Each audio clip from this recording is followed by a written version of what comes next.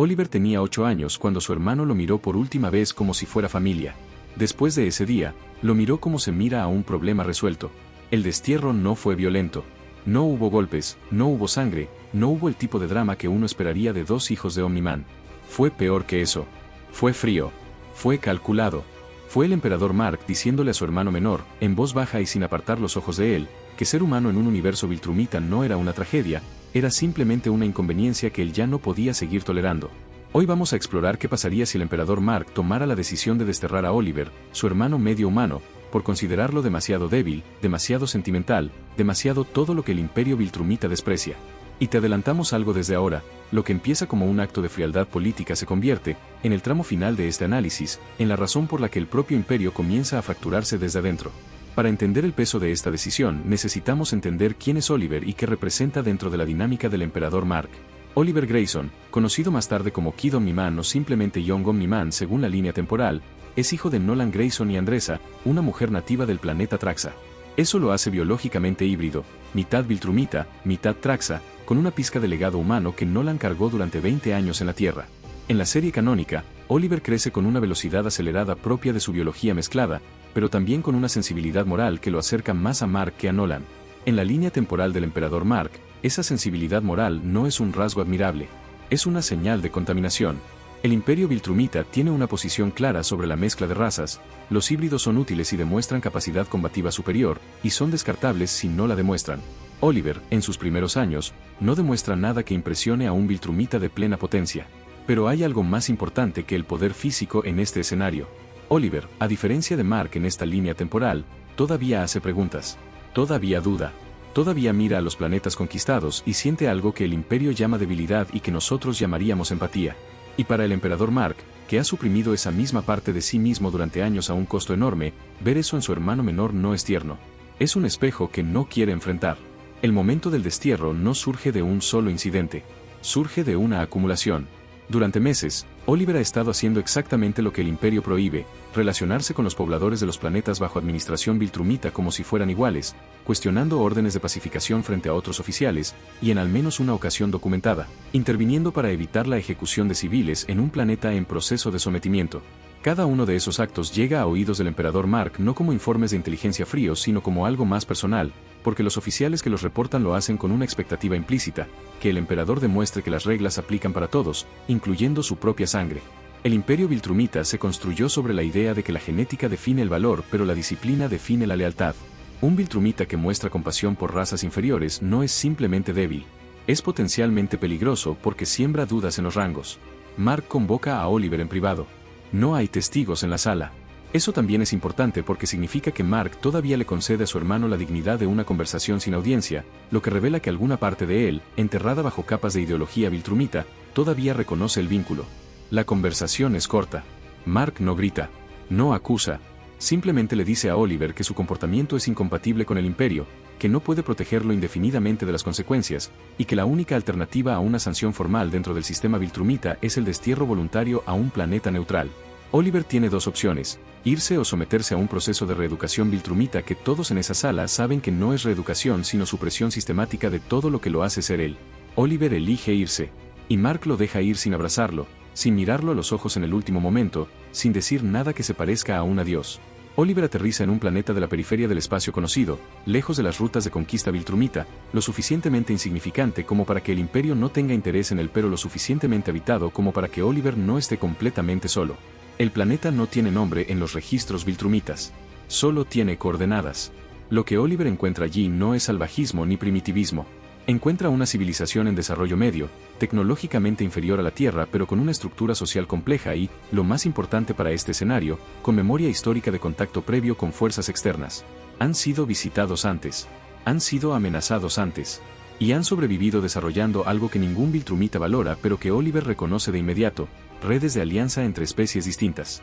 Oliver pasa sus primeros meses allí en un estado que podríamos describir como duelo funcional. Sigue siendo físicamente superior a cualquier ser en ese planeta. Sigue teniendo capacidades que los hacen mirarlo con una mezcla de asombro y desconfianza.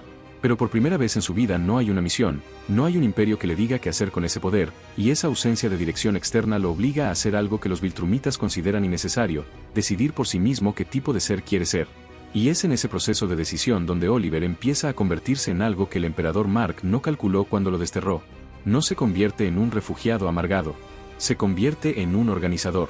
Usando su conocimiento interno del Imperio Viltrumita, sus rutas de expansión, sus métodos de conquista, sus vulnerabilidades logísticas, Oliver empieza a construir silenciosamente lo que podríamos llamar una red de advertencia temprana para civilizaciones en el camino de la expansión Viltrumita.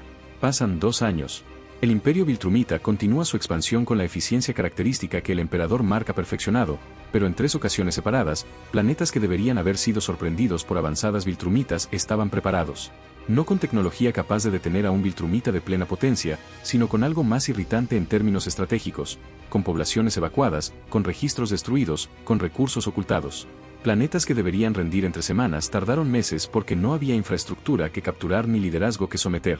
La inteligencia Viltrumita tarda en conectar los puntos, pero cuando lo hace, el perfil del responsable es inconfundible.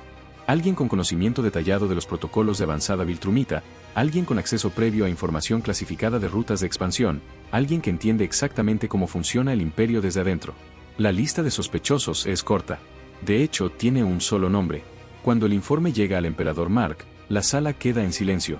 Sus asesores esperan una reacción de furia, una orden de cacería inmediata, una demostración de que el destierro fue un error que ahora se corregirá con violencia. Lo que obtienen es algo más inquietante. Mark lee el informe completo sin cambiar la expresión, lo cierra, y dice una sola cosa, que quiere a Oliver traído vivo y sin daño, y que cualquier oficial que lo lastime responderá directamente ante él. Esa orden genera más conversación en los corredores del imperio que cualquier conquista reciente, porque los Viltrumitas entienden la fuerza, entienden la dominación, pero no entienden por qué el emperador querría vivo a alguien que está activamente saboteando su expansión, a menos que la razón no sea política, a menos que la razón sea otra cosa completamente. Oliver no huye cuando detecta que los exploradores Viltrumitas se acercan a su planeta. Eso también es importante. Podría hacerlo, tiene tiempo suficiente y conoce las rutas lo bastante bien como para desaparecer en la periferia del espacio durante años más. Pero no huye porque huir significaría abandonar a la gente que lleva 2 años protegiendo, y Oliver ya tomó la decisión interna que mencionamos antes sobre qué tipo de ser quiere ser. Se entrega, con condiciones. Exige que el planeta bajo su protección sea declarado neutral en los registros Viltrumitas, que ningún oficial tenga autoridad para iniciar proceso de conquista sobre él sin aprobación directa del emperador. Es una demanda absurda desde la perspectiva del imperio. También es exactamente el tipo de demanda que solo alguien que conoce al emperador Mark de manera personal se atrevería a hacer, porque sabe que hay una parte de Mark que todavía no ha podido borrar del todo. El reencuentro ocurre en una sala que Mark eligió deliberadamente sin asesores ni testigos, replicando las condiciones de la conversación del destierro. Oliver llega con 2 años de experiencia en el exterior del imperio grabados en cada movimiento. Ya no es el niño que hacía preguntas incómodas en los pasillos Viltrumitas. Es alguien que tomó sus valores, los probó contra la realidad de un universo hostil, y decidió mantenerlos de todas formas. Eso, paradójicamente, lo hace más Viltrumita en el sentido más profundo de la palabra, no en la ideología del imperio sino en la determinación pura que define a la especie. Mark y Oliver se miran. Y Mark hace algo que sus asesores nunca sabrán porque no hay nadie en la sala para verlo. Le concede la demanda. El planeta queda registrado como neutral. No porque sea tácticamente conveniente, sino porque en el momento en que Oliver se negó a huir para proteger a otros, Mark vio algo que él mismo perdió en algún punto del camino hacia el trono, y no pudo castigarlo por eso sin castigar también la memoria de lo que alguna vez fue. Lo que este escenario revela no es una historia de redención simple ni de confrontación épica entre hermanos. Revela algo más incómodo y más interesante, que el mayor error estratégico del emperador Mark no fue desterrar a Oliver sino creer que podía desterrar también la parte de sí mismo que Oliver representaba. El imperio Viltrumita en esta línea temporal tiene un problema que ninguna conquista puede resolver. Su líder es un ser que eligió suprimir su humanidad pero no pudo eliminarla, y cada vez que esa humanidad suprimida encuentra una salida, lo hace a través de decisiones que el imperio no puede procesar con su lógica habitual. La orden de traer a Oliver vivo, la reunión sin testigos, la concesión de la demanda, ninguna de esas acciones tiene sentido dentro de la ideología Viltrumita pura. Todas tienen sentido si entiendes que Mark nunca fue completamente el emperador que intentó construirse. Oliver, por su parte, sale de este escenario como algo que el universo de Invincible raramente produce, alguien que fue puesto a prueba por las peores condiciones posibles y eligió consistentemente ser mejor. No más fuerte, mejor. Y esa distinción, en un universo donde la fuerza lo define casi todo, es subversiva de una manera que ningún ejército puede combatir directamente. La pregunta que nos queda, y que te dejamos a ti para los comentarios, es esta. Si Oliver siguió operando desde el exterior del imperio con el conocimiento que tiene, ¿cuánto tiempo le tomaría construir una resistencia real capaz de amenazar al emperador Mark?